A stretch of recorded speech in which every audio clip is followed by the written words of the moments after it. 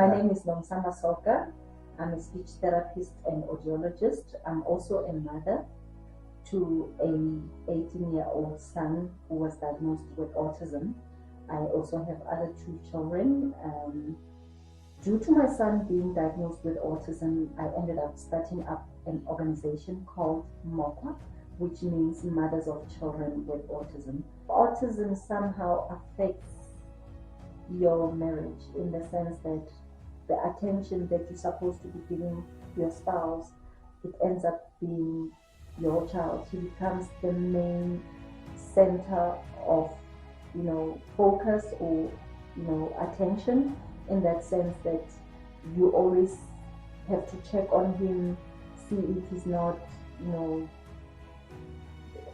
misbehaving, because they're always very hyperactive. You may find your child at times breaking things, cutting things, running up and down.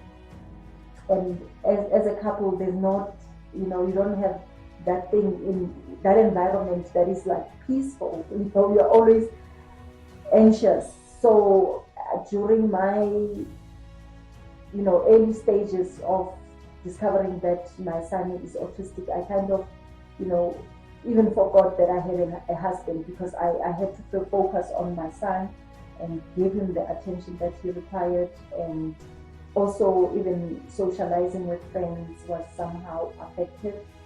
And and it's sad because you are both mourning the loss of a child that you anticipated, and both of you need to be strong.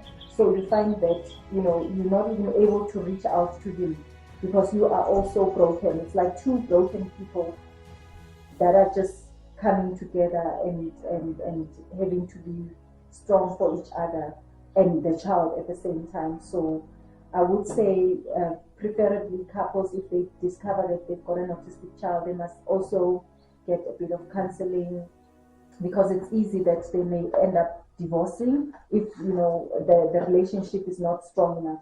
And luckily with my husband, I've known him for years, so it was a lot easier because it's somebody that I've known, and I could tell that he's the way that he is, not because of me, but because of the child, And what was nice is that he also had a hobby of going to gym, and that somehow distracted him and helped him to cope. And I also liked to go to church somehow, to find something outside of the home that is your space where you can,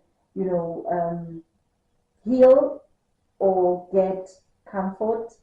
Yeah, so that's what we did for ourselves in terms of being able to cope. For me, it was a lot of prayer, a lot of fasting, a lot of, spiritual intervention, reading spiritual books to assist me internally. But I cannot say I ever went to a psychologist to get the support that I needed. My son is 18 years old, followed by my middle son, who is 14 years old, and my youngest one is 10 this year.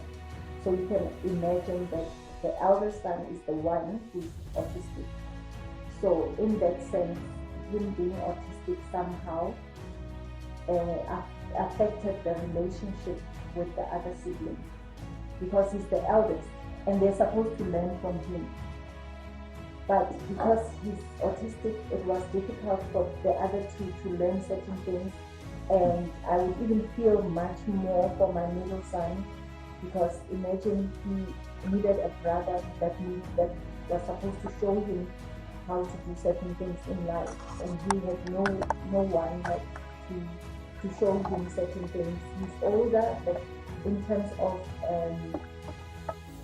mental capacity, or in terms of the way cognitive functioning, he's almost at a level of a 3-year-old. So it wasn't easy for my middle son and my youngest daughter as well, because he's got a sibling who does not understand sharing or does not understand playing together. So sometimes they even fight for the tablet or like maybe the iPad, where you find my eldest son would scratch my daughter, and she's only 9 actually. So you can imagine the harm that he is causing on my youngest daughter. So I would say to families, you need to take your children to see a psychologist, and this is what I did for my kids, to get a bit of counseling.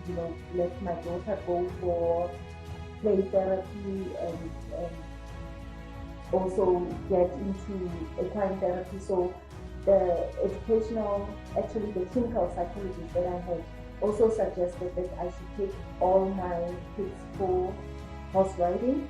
So equine therapy helps children a lot regarding the emotions, because it is said that having children ride a horse literally helps them with regulating their emotions, because there is that connection that the horse has with human beings, where you get onto the horse and then it's as if you offload whatever emotion onto the horse. It's able to hold space for you in a way. And I found that having done those kinds of things, of taking them for horse riding, has helped them. And also have times and dates where you take your kids on a date. Like I usually would take my daughter on a date where it's just me and her at the restaurant, or be it we go for shopping. And my middle son as well, the one who's not autistic, also goes with his dad to gym, because that helps in terms of them having a me time. Because remember, these children miss out on getting the attention, because all the attention goes to the eldest son, who's actually autistic, but is, and the attention most of the time you would have given it to the youngest. But in our case, it's reversed. And so you always have to keep watching them, see how they're behaving at school. Any behavior that you suspect could indicate there's something wrong. I for one, there was a point where my daughter was bedwetting.